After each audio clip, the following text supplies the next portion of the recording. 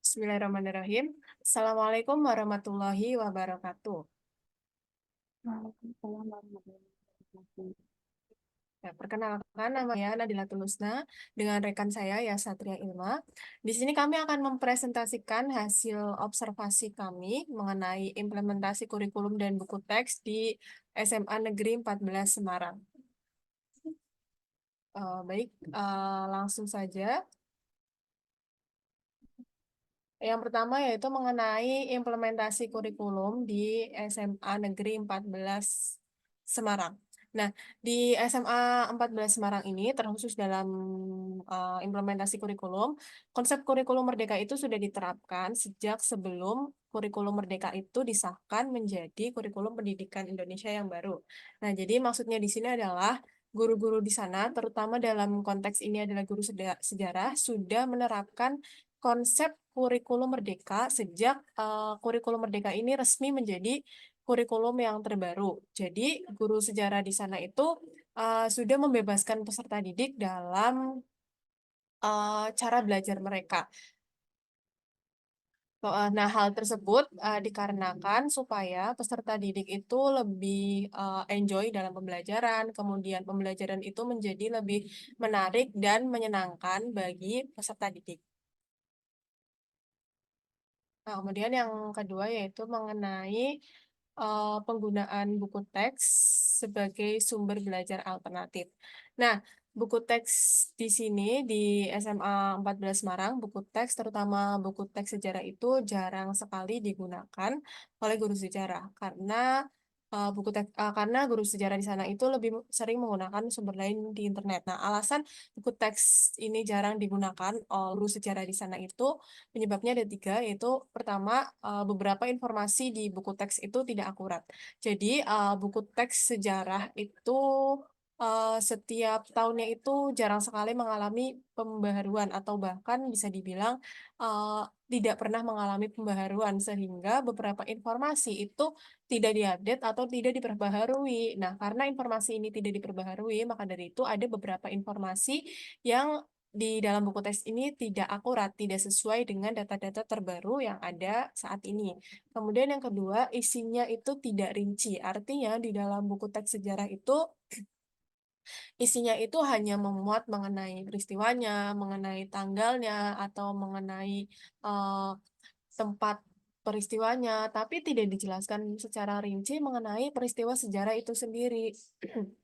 Sehingga buku teks ini kemudian jarang digunakan oleh guru sejarah dan guru sejarah lebih sering menggunakan internet yang mana di internet itu apa ya penjelasan tentang suatu peristiwa sejarah itu lebih rinci.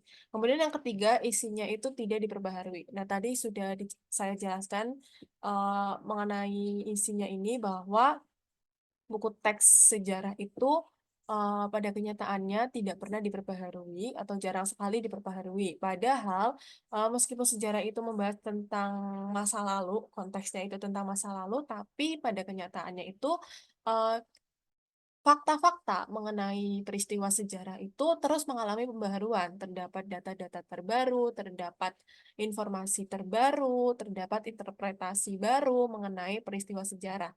Namun, karena buku teks ini tidak mencantumkan data-data terbaru itu tadi, maka dari itu eh, guru sejarah di SMA 14 Semarang itu jarang sekali menggunakan buku teks dan guru sejarah di sana itu lebih sering menggunakan sumber di internet dan sumber internetnya itu seperti YouTube atau seperti website-website di Google atau seperti jurnal dan sejenisnya.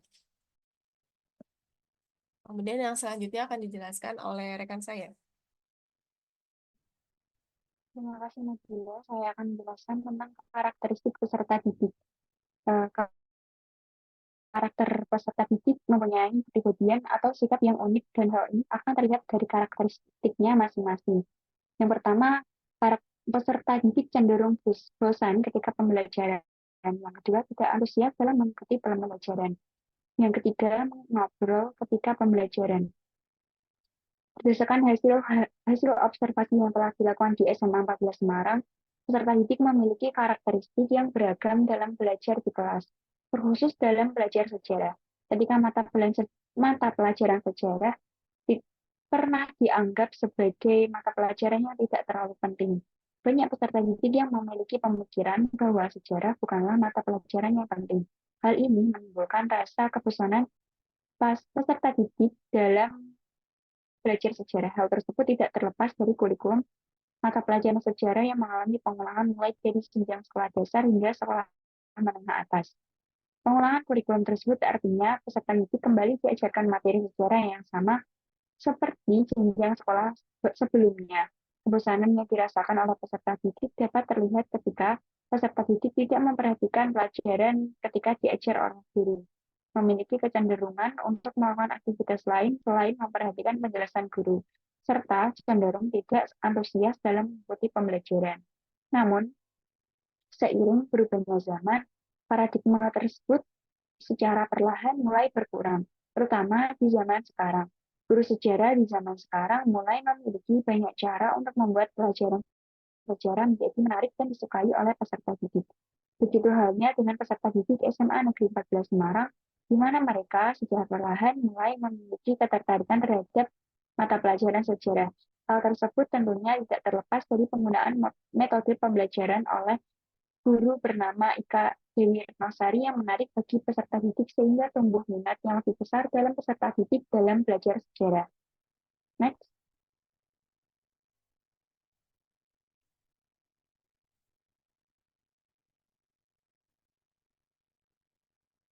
Selanjutnya ada model pembelajaran pendukung kurikulum.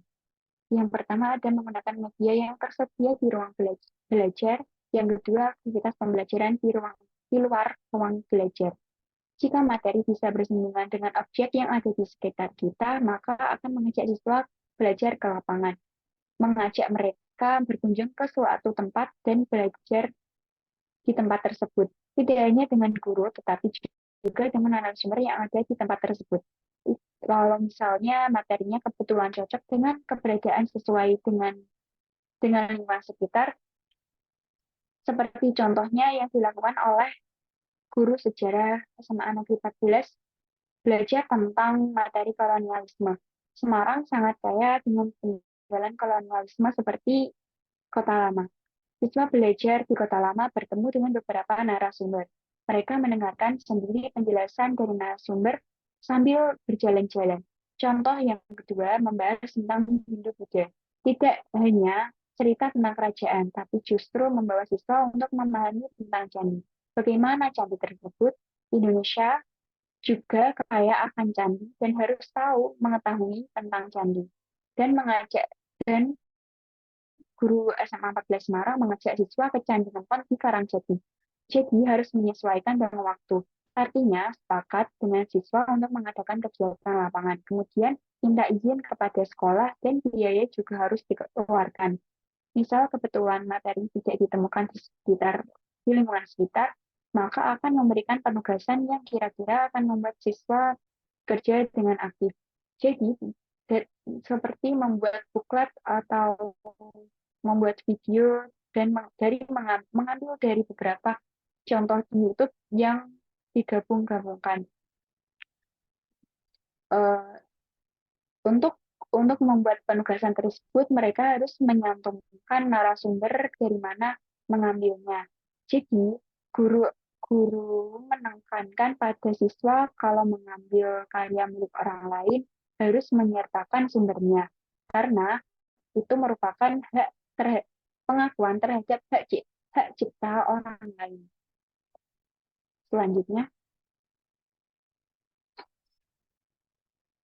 Selanjutnya, ada metode pembelajaran pendukung. Metode pembelajaran pendukung ada metode ceramah. Metode ceramah adalah suatu bentuk penyajian bahan pengajaran melalui penerangan dan penuturan lisan oleh guru kepada siswa tentang suatu topik materi. Yang kedua ada diskusi atau dengan metode bermain. Menggunakan metode bercerita atau metode berceramah dengan memilih materi pelajaran yang dapat dikaitkan dengan konteks kehidupan siswa, seperti menyusun persiapan proses belajar dan mengajar yang telah memasukkan konteks ke dalam materi yang akan diajarkan dengan menyediakan gambar-gambar visual. Melaksanakan proses belajar mengajar kontekstual, yaitu mendorong siswa untuk melakukan materi yang dipelajari dengan pengetahuan atau pengalaman yang telah dimiliki sebelumnya dengan menggunakan media visual. Ketika mampu mengembangkan cerita tersebut menjadi cerita yang menarik untuk siswa ikuti, menjadi sebuah hal yang baru untuk mereka dapatkan. Dan hal tersebut, sejarah tidak bisa meninggalkan cerita, karena intinya sejarah sendiri yaitu historiografi yang harus menceritakan kembali, maka akan tetap bercerita. Next.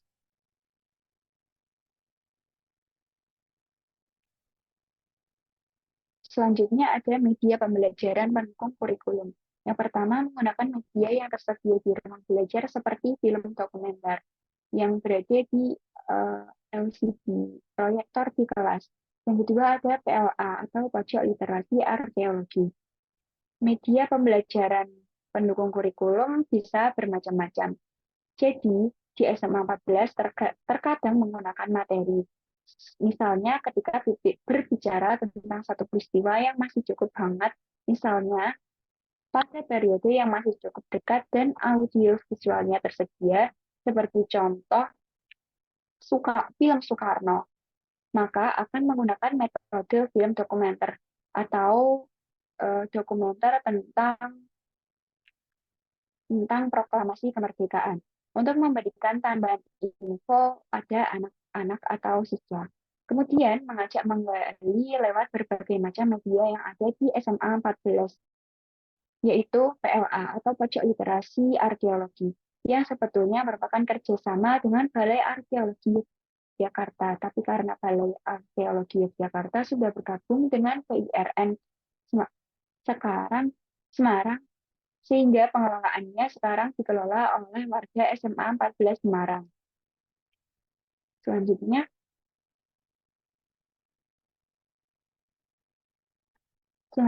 ada asesmen pembelajaran. Asesmen pembelajaran berupa bagaimana menilai aktivitas siswa ketika pembelajaran. Hasil yang dibuat dari proyek-proyek yang siswa lakukan, seperti contoh penugasan teka-teki silang dengan bermain. Aktivitas-aktivitas tersebut yang dijadikan penilaian untuk siswa. Yang kedua, bagaimana cara bekerja sama dengan siswa yang lain untuk membuat penugasan dan kemudian menyuguhkan hasilnya akan lebih relevan dengan tahapan siswa berikutnya, baik itu di perguruan tinggi maupun di dunia nyata. Next, kelebihan dan kekurangan. Di SMA 14 Semarang, pada saat observasi, guru sejarah menjelaskan tentang kekurangan implementasi kurikulum dan buku teks di sekolah. Persoalan yang paling banyak itu alokasi waktu. Alokasi waktu memang ketika merancang di awal semester, semua materi bisa diselesaikan dalam satu waktu. Tapi faktanya ketika sudah mengajarkan di kelas tidak selalu bisa sama dengan alokasi waktu yang sudah direncanakan. Maka lebih memilih pembelajaran yang sifatnya kontekstual dan tidak menuntut semua materi yang harus selesai. Terima kasih, saya kembalikan ke Nabila. Oke, baik. Terima kasih atas penjelasannya. Jadi, kesimpulan dari hasil observasi kami adalah di SMA 14 Semarang ini, guru sejarah telah mengadopsi pembelajaran yang memberikan kebebasan kepada peserta didik dalam melakukan kegiatan belajar. Mereka berusaha menjadikan pembelajaran sejarah menarik dan menyenangkan bagi peserta didik dengan memilih materi yang sangat penting daripada mengajarkan semua materi sejarah. Guru sejarah di SMA 14 Semarang jarang menggunakan buku teks sebagai bahan pembelajaran karena ingin memperkenalkan sumber belajar lain yang memuat data-data baru tentang sejarah.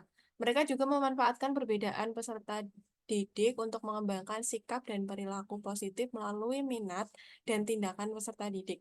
Pengajaran sejarah di